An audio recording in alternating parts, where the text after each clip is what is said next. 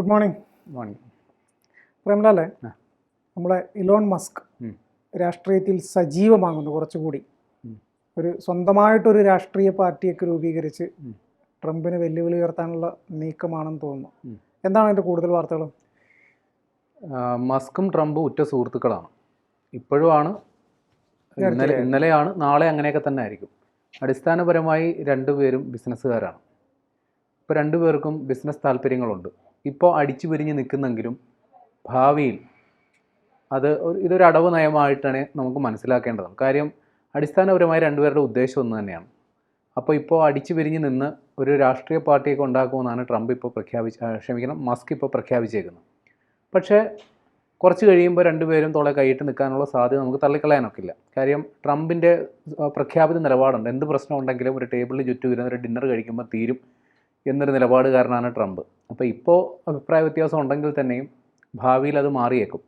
പക്ഷേ മസ്കിൻ്റെ ഇപ്പോഴത്തെ ചില പ്രഖ്യാപനങ്ങൾ നിർണായകമാണ്. നമ്മുടെ ഡൽഹിയിൽ മുമ്പ് അരവിന്ദ് കെജ്രിവാൾ ഒറ്റയ്ക്കൊരു സമരം നടത്തി ആ നാടിൻ്റെ മുഖ്യമന്ത്രിയായതുപോലെ മസ്കും ഇപ്പോൾ അമേരിക്കയിൽ അലമ്പുണ്ടായിക്കൊണ്ടിരിക്കുകയാണ്. പ്രസിഡന്റ് ആവാനാണോ?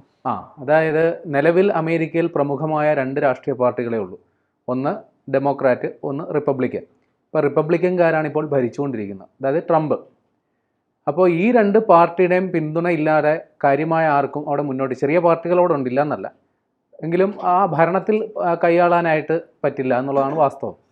അപ്പോൾ ഈ രണ്ട് പാർട്ടിയോടും നമ്മുടെ മസ്കിന് വലിയ താല്പര്യമൊന്നുമില്ല. എങ്കിൽ പിന്നെ എന്താ വഴി? സ്വന്തമായിട്ടൊരു പാർട്ടി ഉണ്ടാക്കുക.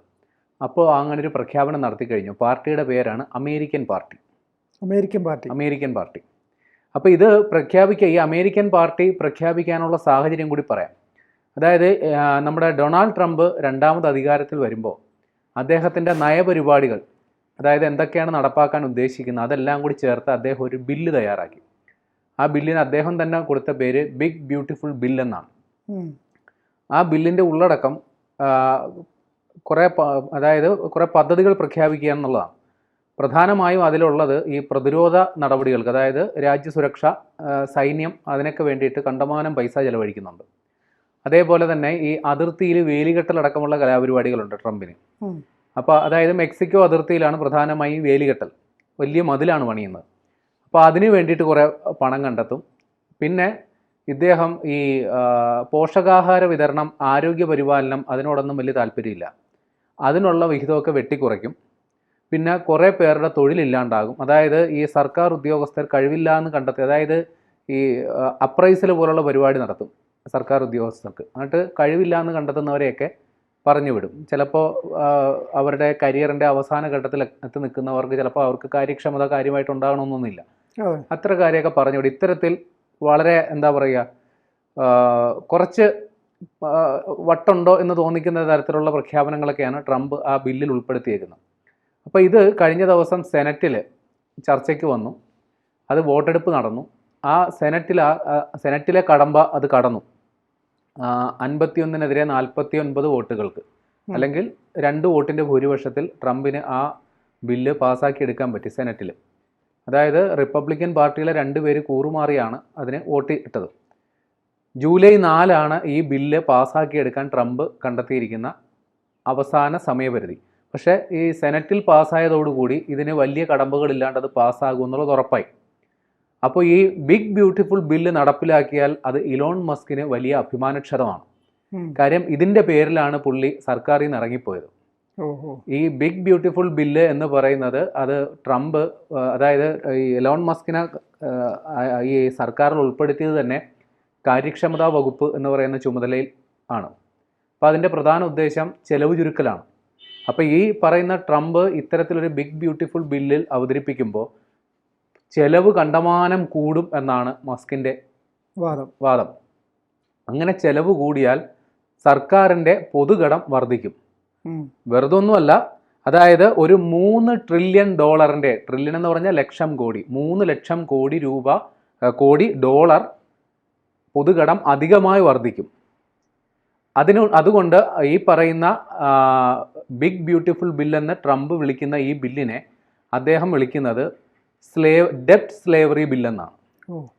കടവും അടിമത്തവും. കാര്യം സാധാരണക്കാരെ കടക്കണിയിൽ നിന്ന് കടക്കണിയിലേക്ക് തള്ളിവിടും എന്നാണ് ഇലോൺ മസ്കിൻ്റെ വാദം.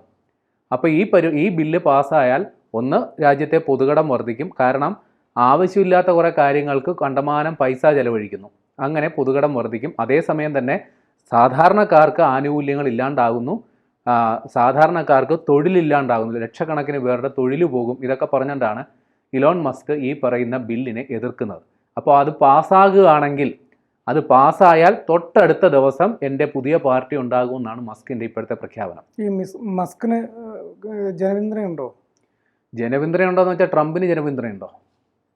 ഒരു ചോദ്യമാണ്. രണ്ടുപേരും ബിസിനസ്സുകാരാണ്, രണ്ടുപേരുടെയും കയ്യിൽ പൂത്ത കാശുണ്ടെങ്കിൽ ജനപിന്തുണ തന്നെ വന്നോളും. ഈ ട്രംപിന് രാഷ്ട്രീയ പാരമ്പര്യമൊന്നും ഇല്ലായിരുന്നു.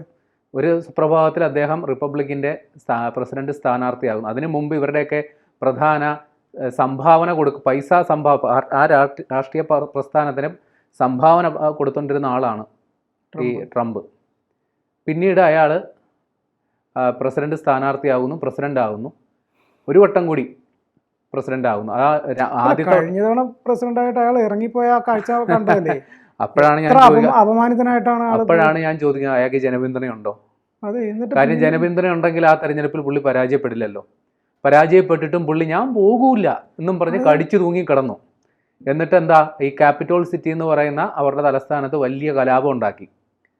അതായത് കടിച്ചു തൂങ്ങി ഈ എന്താ പറയുക, നമ്മൾ ഏകാധിപതികൾ നിൽക്കില്ലേ എന്ന് പറയുന്ന പോലെ കടിച്ചു തൂങ്ങി നിൽക്കാൻ നോക്കി. പക്ഷെ നടന്നില്ല. ട്രംപ് അധികാരം കൈമാറുമോയെന്ന് പോലും ബൈഡൻ ആശങ്കയുണ്ടായിരുന്നു പുതിയ പ്രസിഡന്റിന്. പക്ഷേ അധികാരം കൈമാറ്റമൊക്കെ നടന്നു. അപ്പോൾ ട്രംപിന് വീണ്ടും ചോദ്യം, ജനപിന്തുണയുണ്ടോ? ഇല്ല. അയാളുടെ പണം വാങ്ങി അഴിഞ്ഞാടിയ കുറേ തെമ്മാടി കൂട്ടങ്ങളാണ് ഈ പറയുന്ന അവിടെ ഈ ട്രംപിൻ്റെ അനുകൂലികളായിട്ട് അവിടെ കലാപത്തിനുണ്ടായിരുന്നത്. പിന്നെ സ്വാഭാവികമായി ഒരു ചെറിയൊരു ഭൂരിപക്ഷം അയാളെ പിന്തുണയ്ക്കുന്നുണ്ടാവും. പക്ഷേ വലിയ രീതിയിലുള്ളൊരു ജനസമ്മതിയോ ജനപിന്തുണയോ ഉണ്ടായിട്ടില്ല. ഈ അമേരിക്കയുടെ സമീപകാല ചരിത്രത്തിലെ ഏറ്റവും വലിയ ജനപിന്തുണ ഉണ്ടായിരുന്ന പ്രസിഡന്റ് ബരാക് ഒബാമയ്ക്കായിരുന്നു. ബൈഡന് പോലും അതില്ലായിരുന്നു. അപ്പോൾ ഈ പറയുന്ന ഇലോൺ മസ്കിനും മറ്റൊരു ട്രംപ് ആകാൻ വലിയ പാടൊന്നുമില്ല. കാര്യം പൈസയുണ്ട്. സ്വാഭാവികമായിട്ട് വലിയ രീതിയിലുള്ള കോലാഹലം നടത്തി തെരഞ്ഞെടുപ്പ് പ്രചാരണമൊക്കെ നടത്താം. അദ്ദേഹം ഇപ്പോൾ പറയുന്നത്, ഈ പറയുന്ന റിപ്പബ്ലിക്കൻ പാർട്ടിക്കും ഡെമോക്രാറ്റ് പാർട്ടിക്കും ബദലായിട്ട് ഒരെണ്ണം ഉണ്ടാകേണ്ടിയിരിക്കുന്നു, അതിന് ജനങ്ങൾ പിന്തുണയ്ക്കും, അങ്ങനെയാണെങ്കിൽ എൻ്റെ അമേരിക്കൻ പാർട്ടി വരും എന്നാണ് ഇലോൺ മസ്ക് പറയുന്നത്. പിന്നെ ഒന്നുകൂടി പറയുന്നുണ്ട്, ഈ പറയുന്ന സെനറ്റിൽ ഈ ബില്ല് പാസ്സാക്കാൻ കൂട്ടുനിന്ന ആൾക്കാരുണ്ടല്ലോ, അതായത് സെനറ്റർമാർ, ഈ ബില്ലിന് വേണ്ടി വോട്ട് ചെയ്തവർ, അവരോട് ജനങ്ങൾ കണക്ക് ചോദിക്കും. അവരോട് നിങ്ങൾ സമാധാനം പറയാൻ ബാധ്യസ്ഥരാണ്. അല്ല, അമേരിക്കയെ സംബന്ധിച്ചിടത്തോളം ട്രംപിന് കൃത്യമായിട്ട് അയാൾക്ക് ഗുണകരമായിട്ട് എന്തൊക്കെ വരും എന്ന രീതിയിലുള്ള പദ്ധതികളൊക്കെ ആയിരിക്കും ട്രംപ് സ്വാഭാവികമായിട്ടും ഇംപ്ലിമെന്റ് ചെയ്യാൻ ശ്രമിക്കും. അതായത് ട്രംപ് എന്ന് പറയുന്നത് അമേരിക്കയുടെ നല്ലതിന് വേണ്ടിയിട്ടോ അല്ലെങ്കിൽ ആ ഒരു വിഷൻ ഉണ്ടാവും. ഒരു ഭരണാധികാരിക്ക് ഒരു കാഴ്ചപ്പാടുണ്ടാവുമല്ലോ. അതിലുമുപരി ഇദ്ദേഹത്തിൻ്റെ കുറേ ഐഡിയാസ് ഉണ്ട്. അത് അങ്ങ് അടിച്ചേൽപ്പിക്കുകയാണ്. അതിൻ്റെ കോൺസിക്വൻസസ്, അതിൻ്റെ അനന്തരഫലം എന്താകും എന്നുള്ളത് അതിന് ശേഷമേ പറയും. ഇപ്പോൾ ഉദാഹരണത്തിന് പിന്നെ റെസിപ്രോക്കൽ ടാക്സ്, അത് ഒരു മണ്ടൻ ആശയമാണ്. ആ റെസിപ്രോക്കൽ ടാക്സ് ഏർപ്പാടാക്കിയതിനെയും ഇലോൺ മസ്ക് എതിർത്തിരുന്നു. കാര്യം അത് തിരിഞ്ഞടിച്ചു. അമേരിക്കയുടെ വ്യവസായത്തിന് വലിയ പ്രതിസന്ധി ഉണ്ടായി. വലിയ രീതിയിലുള്ള റവന്യൂ ലോസ് ഉണ്ടായി സർക്കാരിൻ്റെ വരുമാനത്തെയും ബാധിച്ചു. വ്യവസായങ്ങൾ പ്രവർത്തിച്ചാലല്ലേ വരുമാനം ഉണ്ടാവുള്ളൂ. അപ്പോൾ ആ രീതിയിലും വിമർശിച്ചിട്ടാണ് പുള്ളി ഇറങ്ങിപ്പോയത്. ഇപ്പോൾ മസ്കിൻ്റെ നിലപാട് ട്രംപിനോട് കണക്ക് ചോദിക്കാനാണ്. അതിപ്പോൾ സ്വന്തമായൊരു പാർട്ടി ഉണ്ടാക്കാനാണ്.